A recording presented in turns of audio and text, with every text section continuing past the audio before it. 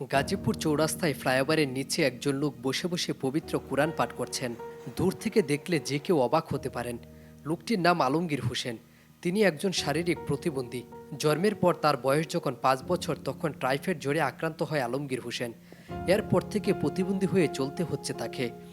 অন্যের সাহায্য ছাড়া চলতে পারেন না তিনি। আলমগীর হোসেনের বাড়ি চাঁপাইনবাবগঞ্জ জেলার তানসাট উপজেলায়। বর্তমানে জীবিকার তাগিদে এভাবেই বসে বসে গাজীপুর চৌরাস্তায় সকাল থেকে রাত পর্যন্ত মানুষের কাছ থেকে 2-5 টাকা সাহায্য তুলেন আলমগীর হোসেন। এরপর ভোগড়া বাইপাস এলাকায় একটি কাঁচামালের আড়তে রাত্রি যাপন করেন তিনি। মানুষের সাহায্যের টাকায় সংসার চলে প্রতিবন্ধী আলমগীর হোসেনের। যতক্ষণ তিনি গাজীপুর চৌরাস্তায় বসে থাকেন সেই সময়টুকু পবিত্র কুরআন পাঠ করেন। এছাড়া 4 ওয়াক্ত নামাজ তিনি এখানে বসে বসে আদায় করেন। রাস্তার মাঝখানে বসে পবিত্র কোরআন তেলাওয়াত করতে কেমন লাগছে? আলহামদুলিল্লাহ। আলহামদুলিল্লাহ ভাই, আমার কোনো সমস্যা নেই। আইডিয়াটা কিভাবে আসলো? এমনি মানুষের লগে সময় না কাটে এটার উপর সময় দিতেছি। আমার জিকির হইতেছে, আল্লাহর লাগে জিকির করতেছি। আমার আলহামদুলিল্লাহ খুশি আছে। আমার মনে কোনো কষ্ট নেই ভাই। কেন? কষ্ট করে কি লাভ?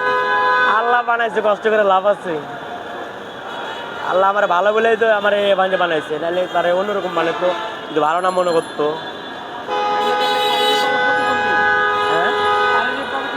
হ্যাঁ, সর্বদেহ তো শক্তি নেই আমার। সকাল 10টায় আই আর রাত্রে 10টায় যাই, সারাদিন এখানে থাকি। পেশাব পায়খানা কিছু নেই, আল্লাহ হেফাজত করে ভাই আমার। হ্যাঁ ভাই, আমি বক্তব্যে পড়ছি।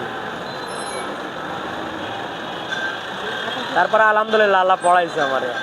মাদ্রাসা আমাদের ক্ষমতা আমার হয় নাই। না না, আমি হাফেজ না। হাফেজ হলে আমার মুখস্থ থাকতো, আমি মুখস্থ তো না। আমি হাফেজ না, পরে বই লাভ আছে। মোহাম্মদ আলমগীর হোসেন, চাঁপাইনবাবগঞ্জ, তানসাট। এখানে বাইপাসে থাকি।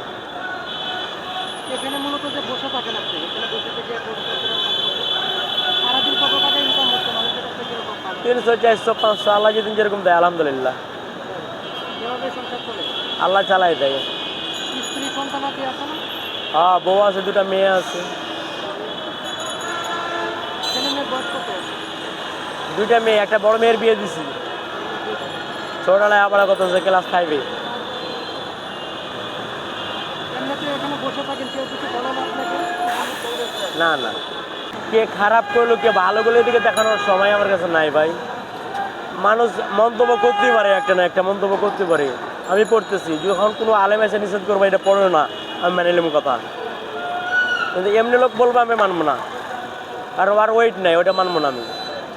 আর আলেম এসে যখন বলবো আমি মানি নেবো, কিন্তু আলেম আমার কোনোদিন বলবো না।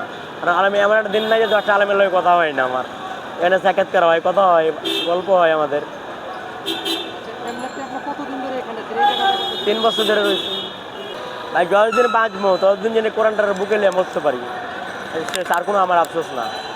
যতদিন বাঁচবো ততদিন যেন আমি পড়তে পারি কোরআনটা, এটাই আমার আফসোস, আর কিছু না। চলাচল করেন কিভাবে? রিস্কাওয়ালা নিয়ে আসে, কোলে করে উঠায়, রিস্কার উপরে আবার এখানে নামাই, কোলে করে আবার এখানে কোলে করে উঠায়, আবার কোলে করে নামাই।